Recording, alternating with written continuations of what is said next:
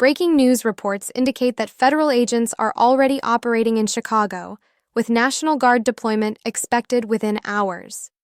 The situation has reportedly led to some Democratic officials breaking ranks, with high-ranking Chicago Democrats allegedly supporting Trump's intervention and requesting National Guard assistance, even as Mayor Brandon Johnson has reportedly lost control of the city.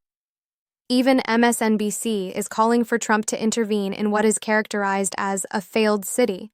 This represents the beginning of a new conservative age and suggests viewers are witnessing the biggest showdown between federal and local government since the Civil War.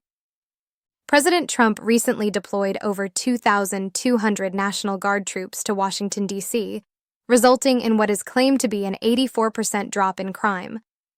Trump is now threatening similar action in Chicago, causing what he describes as a complete meltdown among Democratic leadership.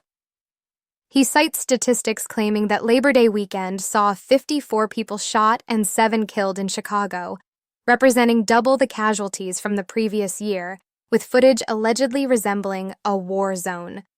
ICE operations in Chicago over recent weeks are part of Trump's directive to triple ICE arrest quotas to 3,000 daily nationwide. It claims Chicago has seen dramatic increases in enforcement, with over 5,000 ICE arrests in the city alone over recent months. This federal law enforcement focus on immigration is reportedly expanding to address broader crime issues.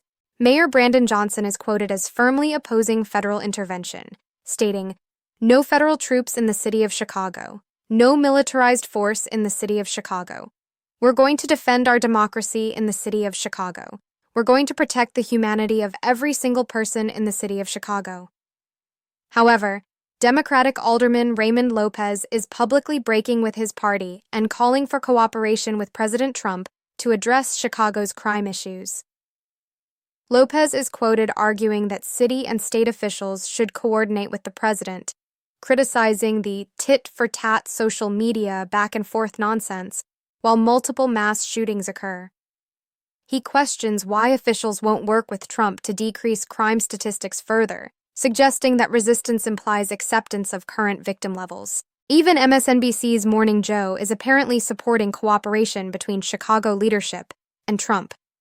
Host Joe Scarborough is quoted suggesting that Illinois Governor J.B. Pritzker should call the president to establish a constitutional partnership for addressing the most dangerous parts of the state, arguing that protecting lives is protecting dignity.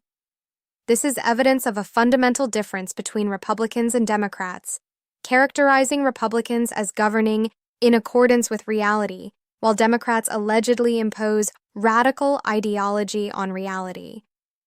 He argues that Democrats fear Trump's success in cleaning up cities because it would turn their own constituents against them, citing Maslow's hierarchy of needs and arguing that safety and security are fundamental human needs.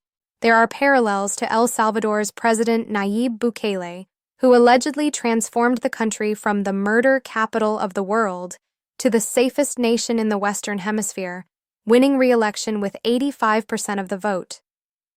The commentator suggests Trump is similarly realigning urban politics with reality and breaking what he calls the stranglehold of radical Marxist ideology that he claims has dominated urban politics for decades.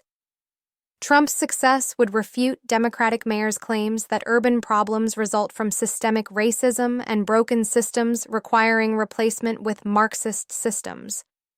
Instead, the commentator suggests Trump demonstrates that existing systems can work with proper leadership, just as he allegedly proved with border security that new legislation wasn't needed. Only new leadership to break the zombie-like propaganda wall that infests our legacy media and political establishment. Law and order is Trump's signature issue that could create supermajority support and potentially politically realign the nation like never before, extending far beyond Washington, D.C. and Chicago to have national implications.